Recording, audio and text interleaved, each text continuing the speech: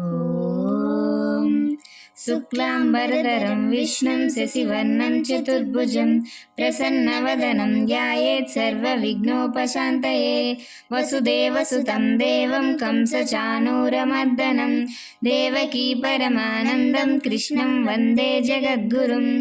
नारायणं नमस्कृत्य नरं चैव नरोत्तमं देवीं सरस्वतीं व्यासं ततो जयमुदीरयेत्। श्रीभगवानुवाच क्लैब्यमास्मगमहपादानैतत्त्वयुपपद्यते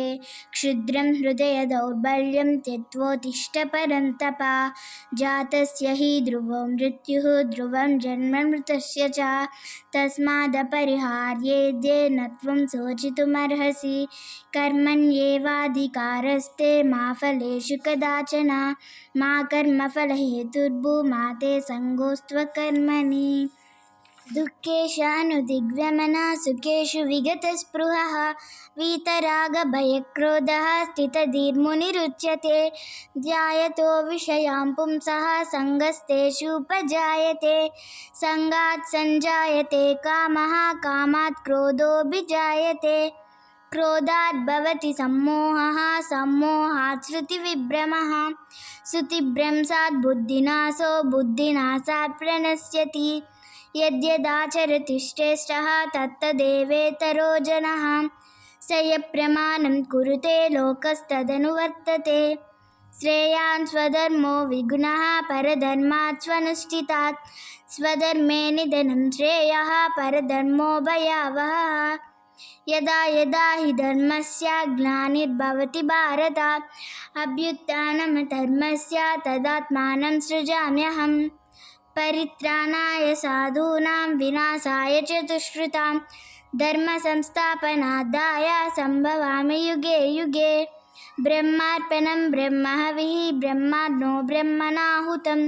ब्रह्मैव तेव गन्तव्यं ब्रह्मकर्मसमाधिना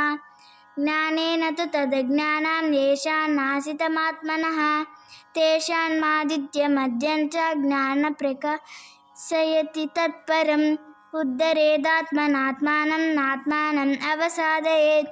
आत्मैव आत्मनो बन्धुः आत्मैव रिपुरात्मनः युक्ताहारविहारस्य युक्तचेतस्य कर्मसु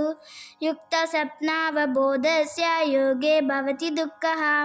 असंशयं महाबाहो मनो दुर्विग्रहं चलम् अभ्यासेन तु कौन्तेय वैराग्येन च गृह्यते पादनैवेहनामुद्रा विनाशस्तस्य विद्यते न हि कल्याणकृतश्चित् दुर्गतिं तात गच्छति मनुष्याणां सहस्रेषु कच्चिद् यतति सिद्धयेत् यततामपि सिद्धानां कच्चित् नाम वेति तत्त्वतः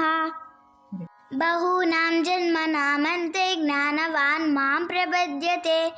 वासुदेव सर्वमिति स महात्मासु दुर्लभः अन्तकाले च मामेव स्मरन् मुक्त्वा कलेवरन् यः प्रयाति समद्भावं याति नास्त्यस्य संशयः आब्रह्मभुवनालोकः पुनरावर्तिनोऽर्जुन मामुपेत्य तु कौन्तेय पुनर्जन्म न विद्यते अनन्याचिन्तयन्तो मां ये जना पर्युपासते तेषां नित्याभियुक्तानां योगक्षेमं वहाम्यहम् पत्रं पुष्पं फलं तोयं यो मे भक्त्या प्रयच्छति तदहं भक्तृपहृतम् अस्नामि प्रयतात्मनः अहमात्मा गुडाकेशः सर्वभूताशयस्थितः अहमादित्यमद्यं च भूतानावन्त एव च यद्यद्विबुधिमत्सत्त्वं श्रीमदूर्जितमेव वा तत्तदेवावगच्छत्वं मम तेजोंससम्भवम् भक्त्वा तनन्यया शक्या अहमेवं विदोऽर्जुन ज्ञातुं द्रष्टुं च तत्त्वेन प्रवेष्टुं च परन्तप मत्कर्मकृत् मत्परमो मद्भक्तः सङ्गवर्जितः निर्वैरः सर्वभूतेषु यः स मामेति पाण्डव अद्वेष्ट सर्वभूतानां मैत्रकरुण एव च निर्ममो निरहङ्कारः समदुःखसुखक्षमी सन्तुष्टः सततं योगी यतात्मा दृढनिश्चयः मय्यर्पितमनो बुद्धिः यो मद्गः स मे प्रियः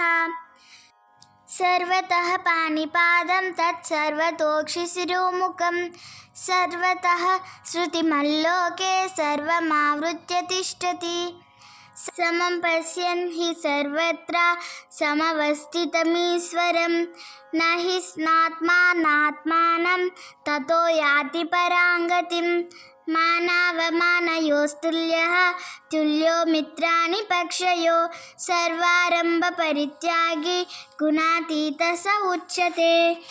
शरीरं यदवाप्नोति यच्चाप्लुत्वा मतीश्वरः गृहीत्वैतानि संयाति वायुर्गन्धानि वासयात् अहं वैश्वानरो भूत्वा प्राणिनां देहमाश्रितः प्राणापानसमायुक्तः पचाम्यन्नं चतुर्विधं त्रिविधं नरकस्वेदं द्वारं नाशनमात्मनः कामक्रोधस्तदा लोभः तस्मादेतत्त्रयं त्यजेत् तस्मात् शास्त्रं प्रमाणन्ते कार्यकार्यव्यवस्थितौ ज्ञात्वा शास्त्रविधानोक्तं कर्म कर्तुमिहार्हसि अनुद्वेगकरं वाक्यं सत्यं प्रियहितं च यत् सद्वायाभ्यासनं चैव वाङ्मयं तप उच्यते यज्ञदानतपः कर्म न त्याज्यं कार्यमेव तत् यज्ञोदानं तपश्चेन पावनानि मनीषिणां यतः प्रवृत्तिर्भूतानां येन सर्वमिदं ततं स्वकर्मणा तमभ्यच्य सिद्धिं विन्दति मानवः सर्वधर्मान् परित्यज्य मामेकं शरणं व्रज अहं त्वा सर्वपापेभ्यो मोक्षयिष्यामि मा शुचः सञ्जय उवाच यत्र योगेश्वरः कृष्णो यत्र पादो धनुर्धरः तत्र श्रीविजयो भूतिः ध्रुवा नीतिर्मतिर्ममः ॐ असतो मा सद्गमय तमसो मा ज्योतिर्गमय मृत्यो मा अमृतं गमय ॐ शान्ति शान्ति शान्तिः सर्वं श्रीकृष्णार्पणमस्तु।